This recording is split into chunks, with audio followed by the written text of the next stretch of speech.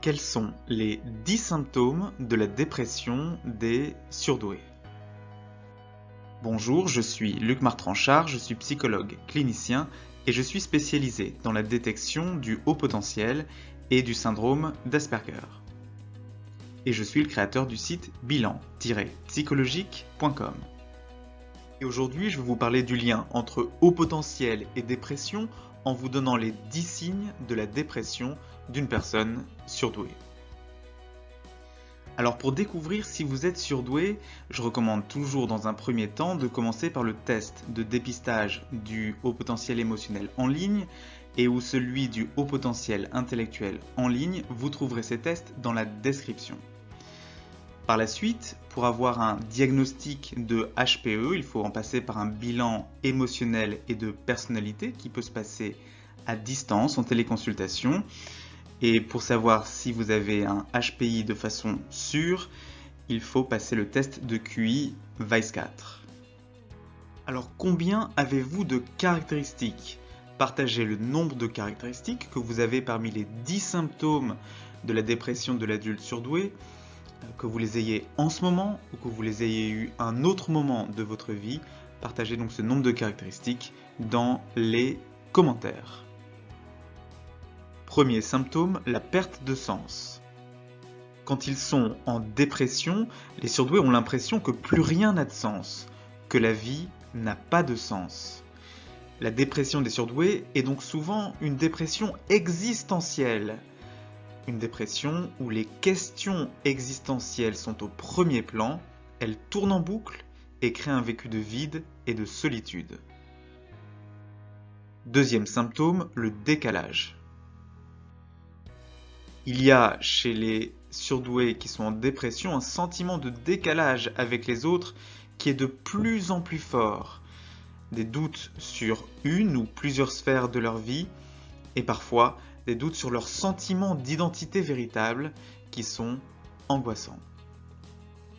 Troisième symptôme, des pensées pesantes. Les surdoués qui sont en dépression ont des pensées qui deviennent un poids. Elles peuvent devenir obsédantes, il y a comme un vacarme des pensées et un souhait de plus en plus fort d'avoir un bouton off pour les faire taire.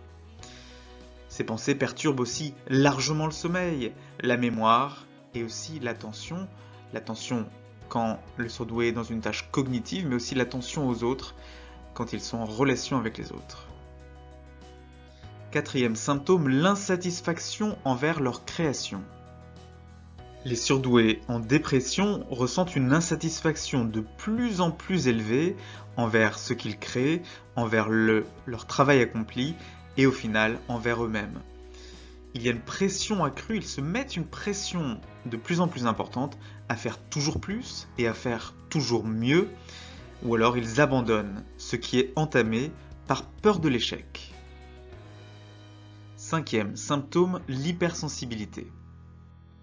Alors l'hypersensibilité en soi n'est pas un symptôme, mais chez les surdoués déprimés, il y a une hypersensibilité qui est de plus en plus marquée, avec une gestion émotionnelle qui devient de plus en plus difficile.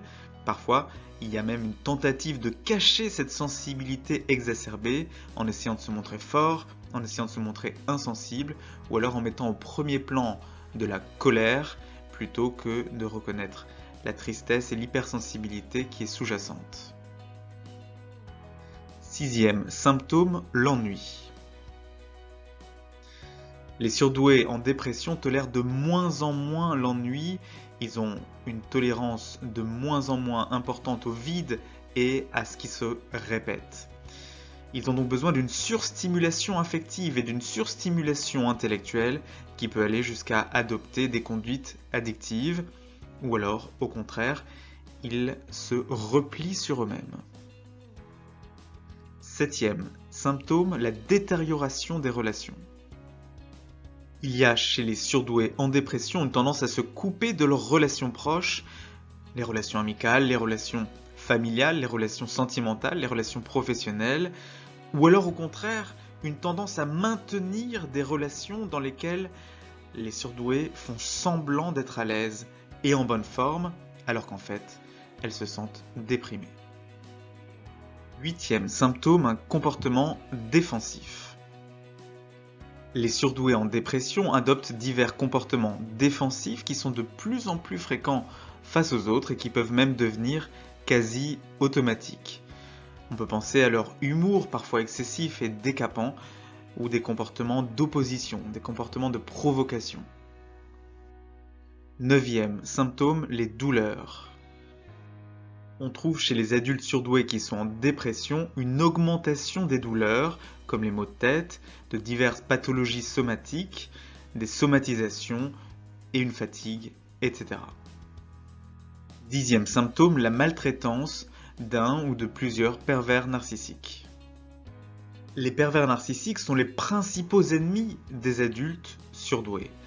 Ils créent ou ils renforcent le vécu dépressif de certains surdoués, notamment parce que les PN trouvent leur estime de soi et même leur jouissance dans la critique, dans la diminution de l'estime de soi et finalement dans la destruction des personnes surdouées. Alors, quel est votre score ? Combien avez-vous ou avez-vous eu de caractéristiques parmi ces 10 symptômes de dépression chez l'adulte surdoué ? Partagez le nombre de caractéristiques que vous avez dans les commentaires. Si vous avez un score compris entre 5 et 10, le test de dépistage du haut potentiel émotionnel en ligne et le test de dépistage du haut potentiel intellectuel en ligne sont indiqués pour vous. Vous les trouverez dans la description. Voilà, c'est tout pour cette vidéo. N'hésitez pas à vous abonner et à activer les notifications de la chaîne pour ne pas manquer les prochaines vidéos de la chaîne. Il y en a au moins une par semaine. À bientôt sur la chaîne.